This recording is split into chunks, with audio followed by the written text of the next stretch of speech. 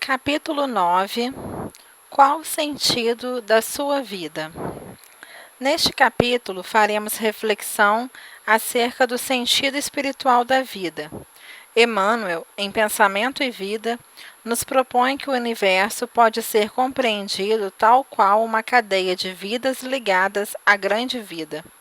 Outro dia, eu vi um casal que trazia nos braços uma criança com 1 mês de vida. E olhando para a fragilidade daquele bebê, eu pude perceber que nós, da espécie humana, somos os bebês mais frágeis da natureza. Aquela criancinha, caso fosse deixada ao sabor da natureza, não sobreviveria nem por 4 horas. A dependência de um bebê nos revela um fato extraordinário da existência humana. Nós somente nos tornamos seres humanos em razão da assistência, da convivência e da participação de outros seres humanos em nossa vida. Ao contemplar aquele bebê, eu pude notar a força das palavras de Emmanuel quando nos ensina que a nossa vida está encaixada em uma cadeia de vidas. Muitos pesquisadores já divulgaram um fato que se repete ao longo do século. Crianças que, por motivos desconhecidos, se desprendem de suas famílias e acabam vivendo em companhia de animais. Quando encontradas, apresentavam problemas de linguagem e comportamento. Existem etapas de aprendizado, e se em determinado tempo não aprendermos alguma coisa, depois há uma dificuldade gigantesca para que esse aprendizado se faça, e a linguagem é uma delas. Uma dessas crianças inspirou o filme Mowgli, o Menino Lobo. No filme, o protagonista não conseguia andar sobre as 2 pernas, andava como se fosse um lobo ou um urso. Não se comunicava, apresentava dificuldade de expressar emoções humanas. Demonstrava enorme medo da espécie humana, preferindo o isolamento. Portanto, aquela criança que no momento crítico de seu desenvolvimento psicológico e físico esteve em contato com animais, havia assimilado o estilo de vida deles. Quando nós observamos uma criança em seu processo de aprender a andar e a falar, é que nos damos conta de que, se não fosse a presença de outros seres humanos, nós regrediríamos ao nosso passado espiritual evolutivo e resgataríamos a nossa memória animal. É, portanto, uma cadeia de vidas que nos sustenta. Nossos pais, nosso núcleo familiar, de convivência nos primeiros anos de vida, nossas interações na escola, na comunidade em que vivemos e em ambientes de espiritualidade e de religiosidade. São essas interações que estimulam não somente a nossa humanidade, mas a nossa espiritualidade. Mas é preciso avançar e reconhecer com Emmanuel que toda essa cadeia de vida humana está ligada de modo extraordinário à grande vida, que é Deus. Deus, a inteligência suprema e o amor infinito da criação, é quem sustenta toda essa teia da vida no universo infinito. É importante que a nossa reflexão sobre a vida parta desse princípio, o que faz de nós, seres humanos, a única espécie capaz de o que faz de nós, seres humanos, a única espécie capaz de se alienar, porque nenhuma outra espécie sofre crise da identidade. Somente o ser humano consegue fazer um mergulho em tão profundo deslocamento, a ponto de não sentir a presença de Deus e perder o sentido da vida. Tópico: vida no sentido de circunstâncias externas e vida no sentido de experiência subjetiva. Nós nos lembramos de uma fala de Emmanuel. Tudo na criação existe, até as pedras existem, mas viver é muito mais do que existir. Dirá Emmanuel: a vida é a experiência digna da imortalidade. Eu o convido a uma reflexão. Toda vez que nós abordamos o tema vida, é preciso fazer distinção entre vida no sentido de circunstância, de acontecimento externo, e vida no sentido de experiência subjetiva. Por exemplo, uma pessoa pode estar em um lugar paradisíaco, com um pôr do sol maravilhoso, porque induz ao agradável. Entretanto, essa pessoa pode estar em processo de tristeza, de solidão e de profundo desamparo. Como explicar essa desconexão? Por fora, o maravilhoso, o indescritível. Mas por que alguém, em uma paisagem tão linda, se desconecta tão profundamente do exterior para viver uma experiência de tristeza e de luto? Outro exemplo. Você pode estar em um velório onde tudo exteriormente induz a tristeza, mas, embora sentindo saudade e vivendo o luto, internamente está em um processo de absoluta serenidade, resignação e confiança em Deus.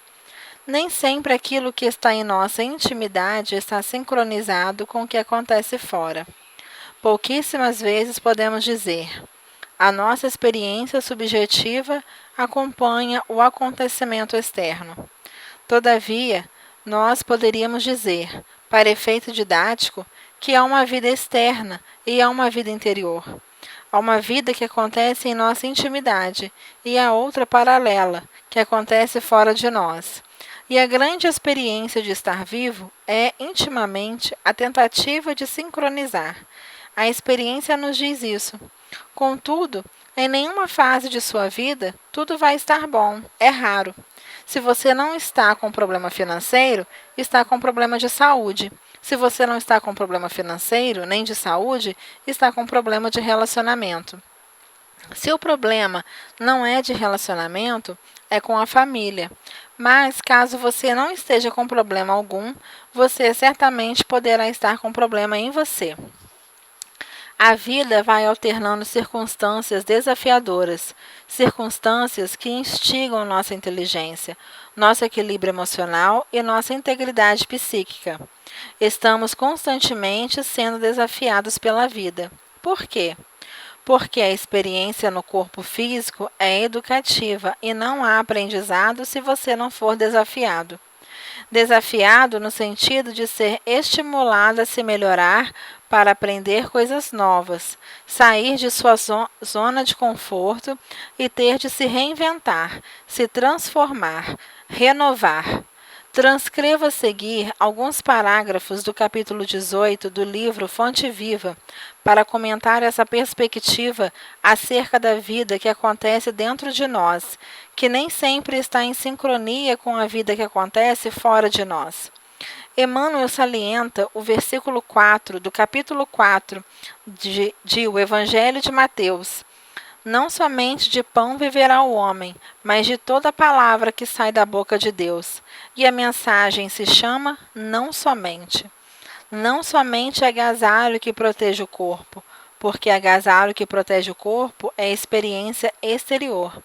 É importante, mas não somente, mas também o refúgio de autoconhecimentos superiores que fortaleçam a alma.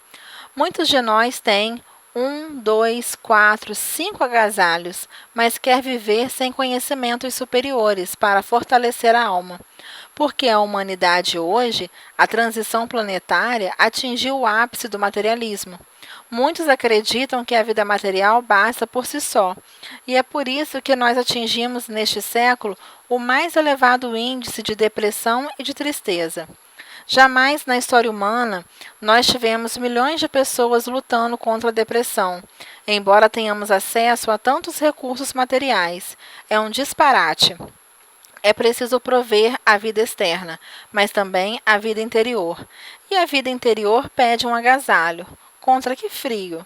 Porque você precisa de um conhecimento superior para fortalecer sua alma. Para se proteger de que frio? O frio da perda de um relacionamento, por exemplo. Jovens que ingressam no primeiro namoro, como o rapaz que é rejeitado pela namorada ou a moça que é preterida pelo namorado e que se suicida, porque não suportou o frio do abandono. Alguém que perdeu um ente querido e que não suporta o frio da despedida provisória. Ou alguém que sofreu um revés financeiro e não suporta o frio da perda. Por quê? Porque esse alguém se concebe, essa pessoa se enxerga, tal qual um amontoado de células biológicas que acabam no túmulo. Ela não possui conhecimentos superiores capazes de aquecer a alma. Nas palavras de Emmanuel, não só a beleza da máscara fisionômica, não apenas o botox, o fio para esticar, a plástica, o creme anti-ruga, mas igualmente a formosura e a nobreza dos sentimentos. Certa ocasião, eu estava em Belo Horizonte e vi quando um casal bonito, ele vestido elegantemente e a esposa linda, entraram em um carro lindo e dentro do carro estavam filhos igualmente lindos. Naquele instante, comecei a me sentir feio. O carro começou a sair da vaga e ao abrir o vidro, ela colocou a mão para fora e jogou um lixo no chão. Eu me senti bonito novamente, porque não basta a formosura do corpo, é preciso também a nobreza dos sentimentos. A nossa vida interior precisa ser bela. Nós precisamos cultivar formosura interna também.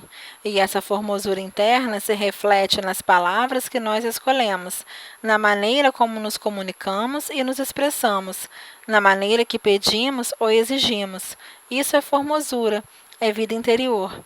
Não apenas a eugenia que aprimora os músculos, não somente a musculação para ficar com o corpo malhado, mas também a educação que aperfeiçoa as maneiras, porque a pessoa pode apresentar um corpo esculpido, mas maneiras primitivas, gestos e comportamentos grosseiros, o que reflete, claro, desequilíbrio entre a vida exterior e a vida interior.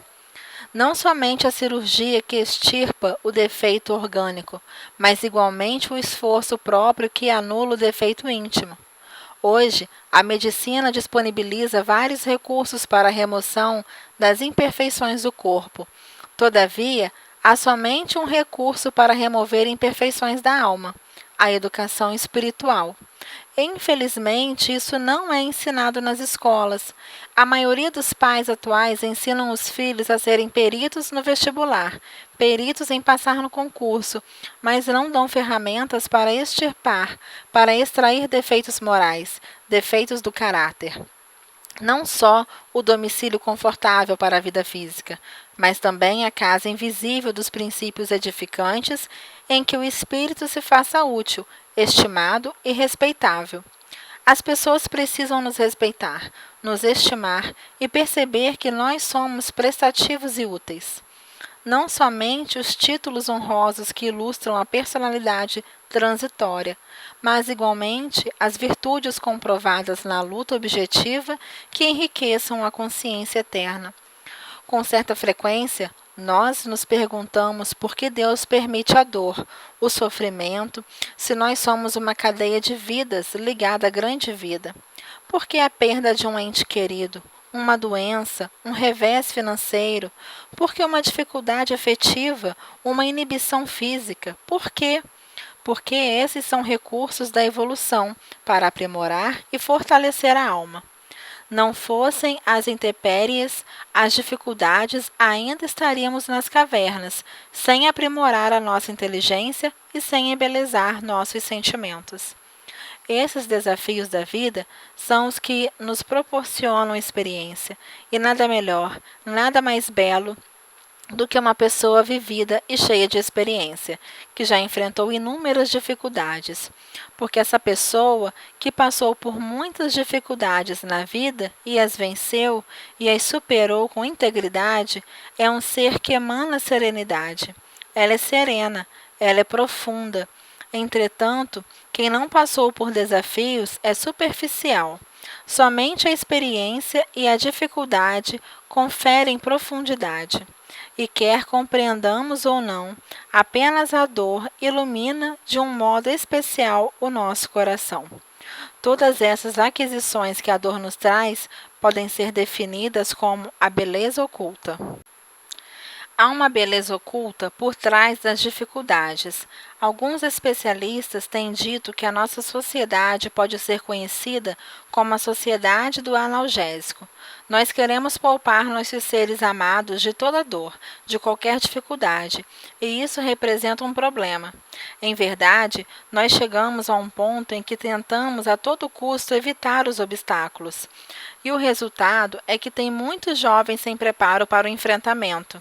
nem sequer resistência psíquica para tirar nota ruim na faculdade. É preciso refletir a respeito. É preciso refletir sobre essa vida interna. Não só aspecto agradável, mas igualmente utilidade viva.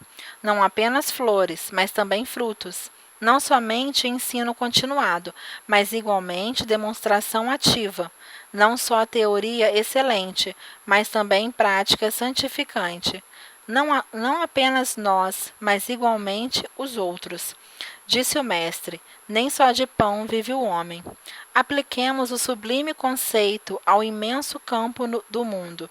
Bom gosto, harmonia e dignidade na vida exterior constituem dever. Bom gosto, harmonia e dignidade significam dever. Nós temos o dever de cultivá-los. Contudo, humildade não é sinônimo de desleixo.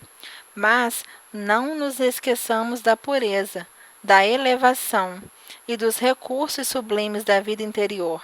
É preciso equilibrar o que está fora com o que está dentro, para que possamos nos dirigir para a eternidade. A doutrina espírita possui um conjunto de ferramentas capazes de ajudar a vida interior do ser humano. Recursos que tornam possível enfrentar a tristeza, a angústia, a solidão, o abandono, a saudade, a perda, o revés. Por quê? Por que a doutrina espírita retira a dificuldade? Não, ela não retira a dificuldade, mas o desespero. Com o desespero, você perde o sentido da vida. A perda do sentido da vida é fruto do desespero. Encerramos aqui, paramos aqui no capítulo 9 e vamos continuar esse mesmo capítulo no próximo áudio.